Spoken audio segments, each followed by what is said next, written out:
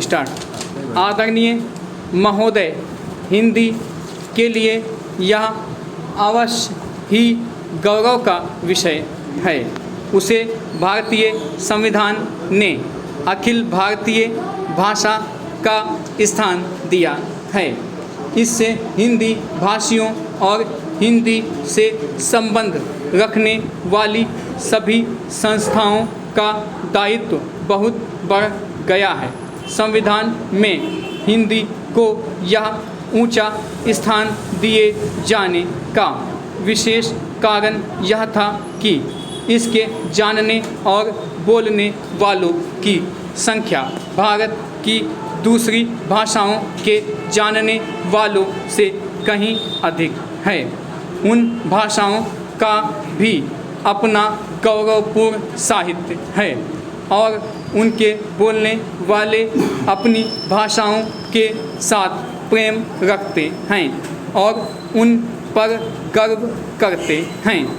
इसलिए सभी ने हिंदी को जब वह स्थान दिया है तो यह समझ कर नहीं कि उनकी अपनी भाषा किसी बात में कम है, पर यह समझ कर कि राष्ट्रीय काम के लिए हिंदी का ही प्रचार और प्रसार सुगम और सुलभ होगा। हिंदी को अखिल भारतीय कामों के लिए प्रधानता देते हुए प्रादेशिक भाषाओं को यहाँ के कामों के लिए प्रधानता दी गई है।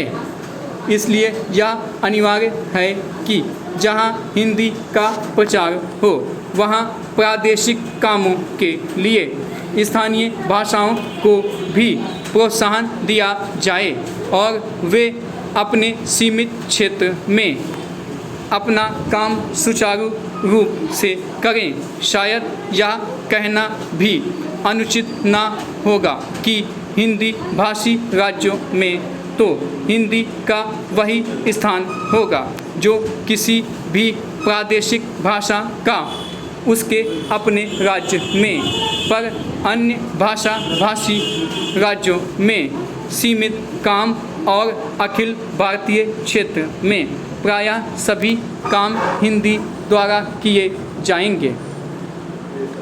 हिंदी भाषियों का प्रयत्न यह होना चाहिए कि अहिंदी भाषियों ने जिस सद्भावना से हिंदी को राष्ट्रीय कामों के लिए स्थान दिया है, उसी सद्भावना के साथ वे हिंदी के प्रचार में तत्पर हों। हिंदी को किसी भी प्रादेशिक भाषा से होड़ नहीं है। सच पूछिए तो हिंदी भाषियों को अन्य प्रादेशिक भाषाओं का पोषक और समर्थक होना चाहिए।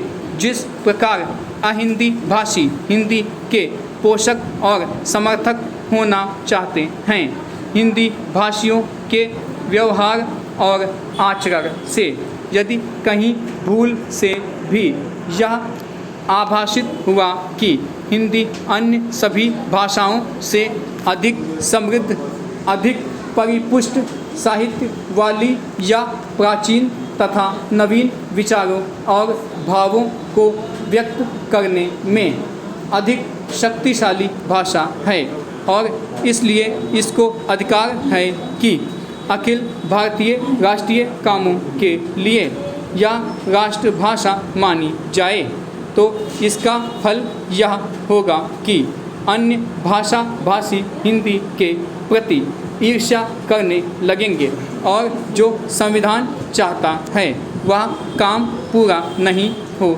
सकेगा और हिंदी उस स्थान को प्राप्त नहीं कर सकेगी जो संविधान ने उसे देने का निश्चय किया है।